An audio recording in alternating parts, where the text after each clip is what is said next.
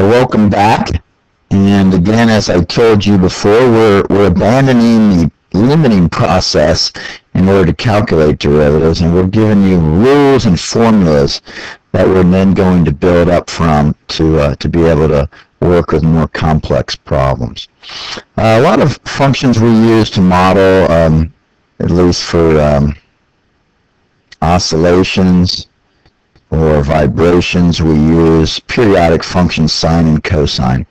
So we might be good to know, what is the derivative of the sine of x with respect to x? Well, I'm going to tell you that is the cosine. Believe it or not, that's going to be the cosine of x. Okay, good enough. Well, what about then, what would you say the derivative of the cosine of x is? Give you that one. Again, these are ones you just have to memorize, and I'm not a big believer in memorizing a lot of things, so I'll give you a small subset. This is minus. This is going to be negative the sine of x. Okay, I'll give you a little way to remember this, because we'll have to integrate and differentiate, so we don't want to get confused. Let me draw a picture here of the sine of x. This is the sine of x, right? Again, you need to draw these things where we started the class. You know, you had this picture in your mind, right? Well, if I looked at the sine of x, what would you say the slope is at 0? See, the slope right here at 0 is positive, right? The slope here is positive, so that's how I remember the sine of x has a positive slope. So at 0, what's the cosine of 0? 1. So that's how I remember the derivative of sine is the cosine. Now what about the cosine of x? Well, let's draw that down here. We'll go back to, I guess we'll try to be consistent, draw our functions here. And what about a cosine? Looks like that, does it not? Starts high and goes low. This is the cosine of x. Now at this point, what's the slope at that point? Well, it's negative. Okay, well, I guess it starts off as being 0. In some sense, it's 0, but then it goes negative. And that negative slope, the fact that it's going negative, reminds me it's a negative sine of x, okay? So those little pictures, this being a positive slope, goes with the positive. This means it's going to it starts at 0, of course, the sine of 0 is 0, but then it goes negative. That picture reminds me of that negative sign. Okay, here's the third one you need to know then. Go back to black. What is the derivative of the tangent of x? Dx. That's going to be equal to, voila, the secant squared of x. I'm not going to draw anything there. We're just going to have to remember it. Okay?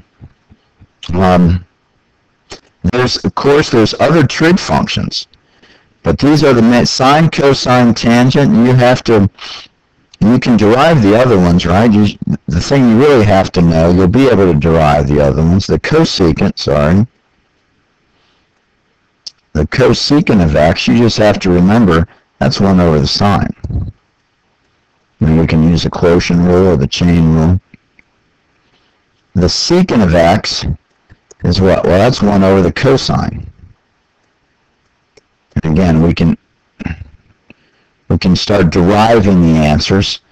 And the cotangent you need to remember is what? Well, the cotangent is 1 over the tan. So these are reciprocal functions. So what I say is memorize these 3 of the forward functions, derive the others. Okay, so remember sine, cosine, and tangent. Let's keep it to a minimum. Okay, I'd like to maybe do a little bit more work with this derivative of the tangent, just as an exercise in using our derivative rules. Now we know the tangent is what? The tangent, again, you need to know that is the derivative of the sine of x over, well, the tangent is the sine of x over the cosine of x. So now what kind of rule can we apply? Well, we can apply the quotient rule. So it's a little practice of the quotient rule. What do I want? I want the derivative of the sine. What is that? The derivative of the sine is the cosine of x, right? Times the denominator, cosine of x, minus, well, what's the derivative of the, well, it's times the numerator, I guess, sine of x. Again, you've got to times the derivative of the denominator. What's the derivative of the cosine? That's the negative sine.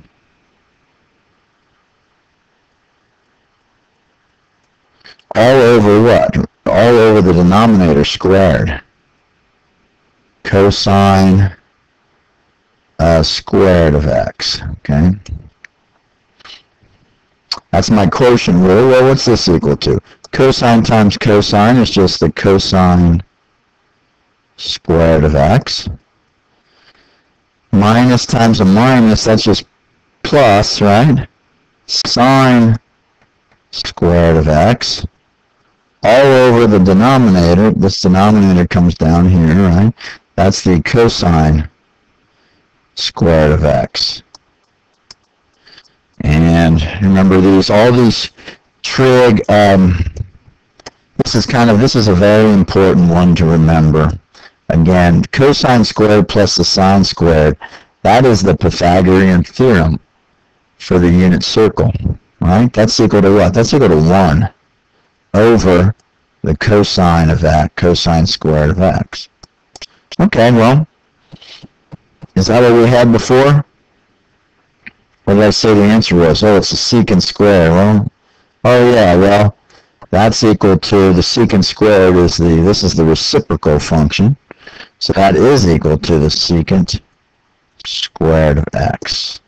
Okay, so remember then, in general, we use the quotient rule here to derive what the tangent was from the definitions of sine and cosine.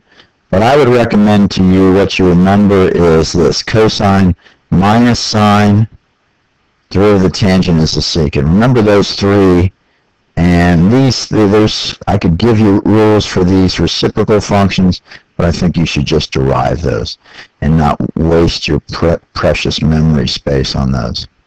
Okay, see you soon.